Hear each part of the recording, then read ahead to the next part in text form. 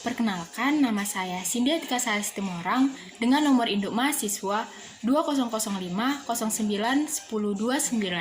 Saya dari kelas AB3D Politeknik Negeri Medan. Pada kesempatan kali ini, saya akan menjelaskan materi mengenai jenis-jenis komunikasi bisnis. Nah, sebelum kita mempelajari mengenai jenis-jenis komunikasi bisnis, alangkah baiknya kita mengetahui terlebih dahulu apa itu arti dari komunikasi bisnis. Jadi, komunikasi bisnis adalah jenis komunikasi yang berisi pertukaran informasi antar individu atau kelompok yang dilakukan dalam dunia bisnis yang mencakup berbagai bentuk komunikasi, baik komunikasi verbal maupun non-verbal untuk mencapai tujuan tertentu.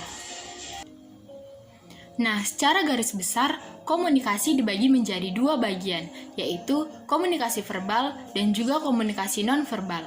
Adapun arti dari komunikasi verbal adalah sebuah proses komunikasi yang mana pesannya disampaikan dengan menggunakan kata-kata, baik melalui tulisan maupun lisan.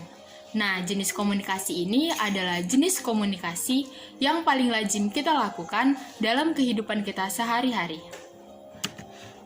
Selanjutnya, contoh sederhana dari komunikasi verbal dapat berupa yang pertama, interaksi dengan orang lain. Yang kedua, membaca koran atau majalah. Yang ketiga, menulis surat perjanjian, surat lamaran kerja, surat permohonan, dan lainnya. Lalu yang keempat adalah berkhotbah atau berpidato dengan banyak orang. Dalam komunikasi bisnis, penyampaian pesan dapat dilakukan melalui yaitu berbicara dan menulis.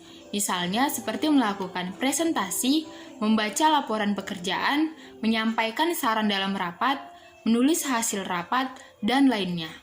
Lalu, dalam penerimaan pesan bisnis dapat dilakukan melalui yaitu mendengar dan juga membaca. Seperti mendengar presentasi, mendengar laporan pekerjaan yang disampaikan orang lain, atau membaca hasil rapat. Agar informasi yang kita terima dapat diingat, maka alangkah lebih baik kita melakukan hal-hal seperti yang pertama, mencatat informasi, yang kedua, menafsirkan informasi, dan yang ketiga, menyaring informasi. Lalu yang kedua adalah jenis komunikasi nonverbal. Komunikasi nonverbal adalah kebalikan dari komunikasi verbal, di mana kalau komunikasi verbal menggunakan kata-kata, pada jenis komunikasi nonverbal, komunikasi justru disampaikan tidak menggunakan kata-kata, melainkan melalui bahasa tubuh, gerak isyarat, ekspresi wajah, dan kontak mata. Begitu juga dengan intonasi, kualitas suara, dan gaya bicara serta emosi. Contoh dari komunikasi nonverbal yaitu ketika seorang menanyakan arah jalan, lalu dijawab hanya dengan menunjuk dengan jari, bukan dengan kata-kata.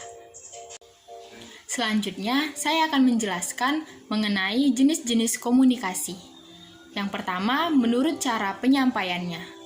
Menurut cara penyampaiannya, komunikasi terbagi dua, yaitu komunikasi lisan dan komunikasi tertulis. Yang pertama, komunikasi lisan. Yang dimaksud dengan komunikasi lisan adalah komunikasi yang terjadi secara langsung antara kedua belah pihak, yaitu pihak pemberi dan pihak penerima informasi.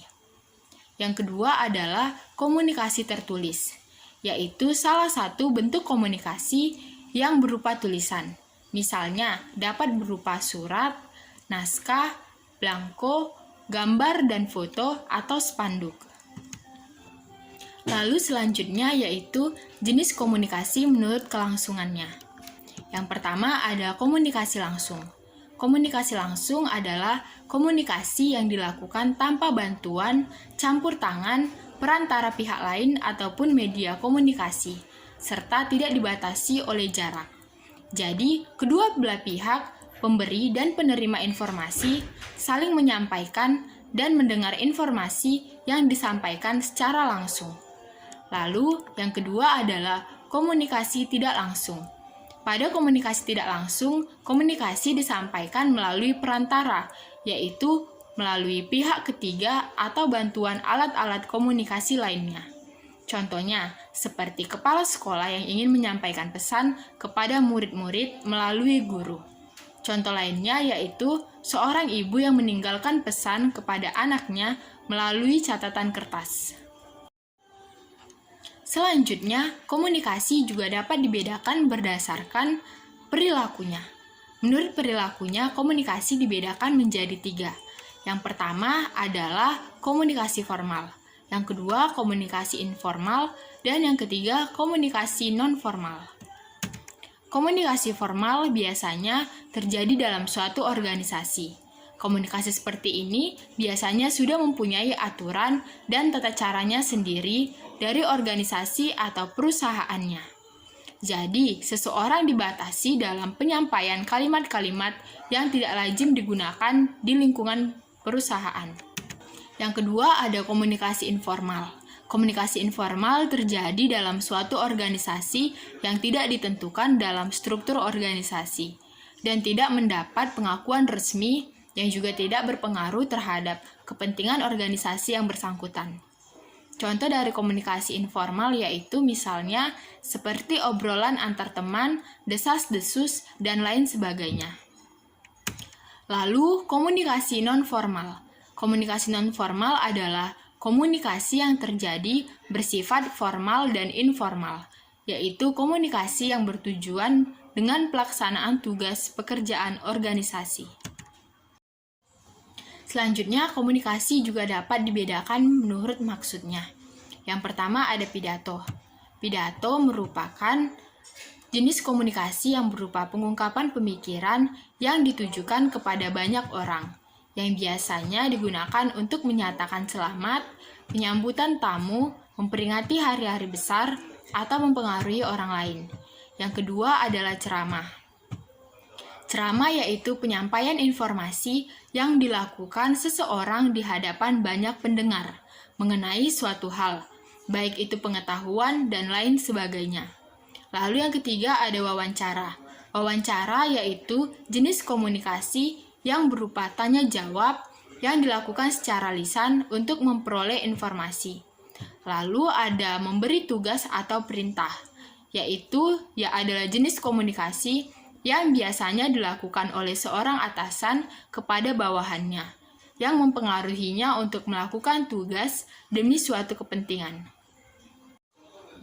Lalu, komunikasi juga dapat dibedakan berdasarkan ruang lingkupnya. Berdasarkan ruang lingkupnya, komunikasi dibedakan menjadi 2, yaitu komunikasi internal dan komunikasi eksternal.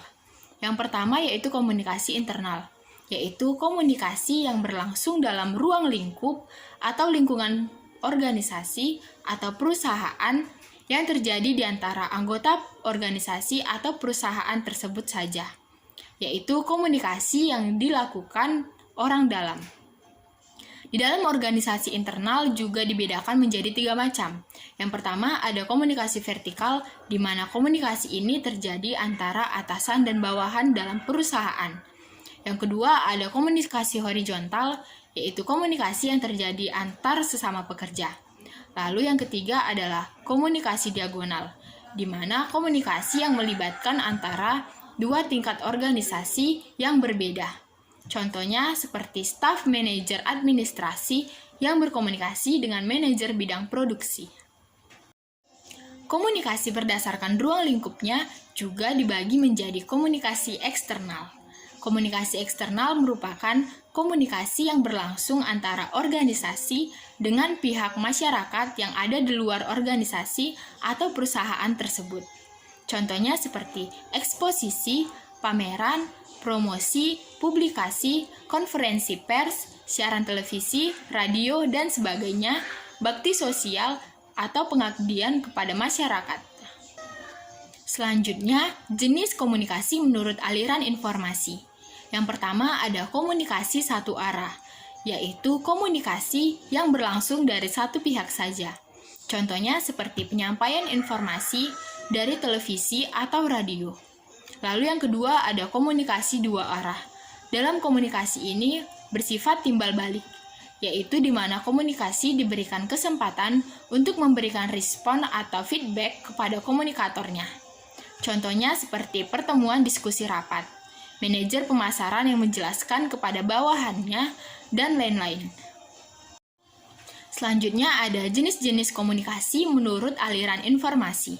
Yang pertama ada komunikasi ke atas, yaitu komunikasi yang dilakukan oleh bawahan kepada atasannya.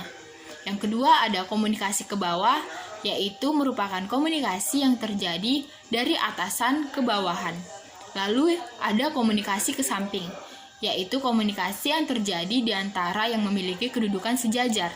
Dengan demikian, arah informasi akan dianut sebagai bentuk interaksi komunikasinya. Lalu yang terakhir ada jenis komunikasi menurut peranan individu.